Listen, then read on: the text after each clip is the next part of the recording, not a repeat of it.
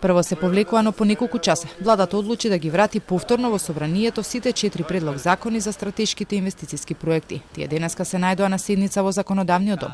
Вице-премиерот Битики тврди дека биле повлечени за да се елиминираат нејаснотиите во јавноста во врска со тврдењата дека за предлог законите нема мислења од одредени институции, иако тврди дека и првиот пат законите биле пратени во собрание со сите потребни документи.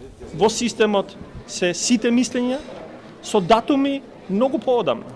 Од Државно правобранителство со позитивно мислење од 23 јануари. Некаде 20 на дена пред да бидат првично испратени законите во собрание. Но некој не сакал да ги види или не требале да се видат.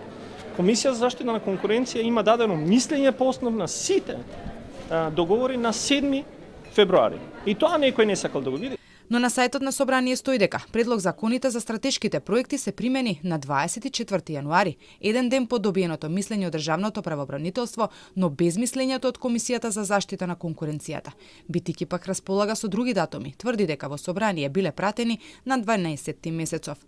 Биле направени измени во самите договори, а во два од законите, за Митилинеос и за Гринтек, се избришани одредени членови за кои Комисијата за заштита на конкуренцијата имала одредени укажувања.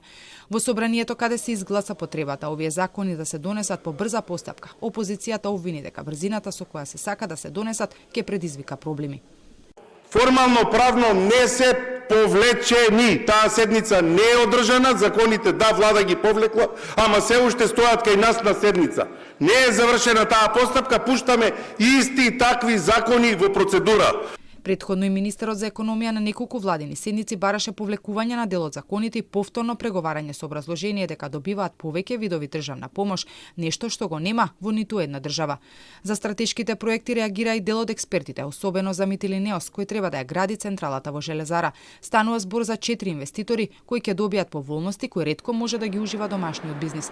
Властите пак уверуваат дека овие проекти се значајни за енергетскиот сектор и ќе помогнат за стабилизација на цените и на струјата и на парното.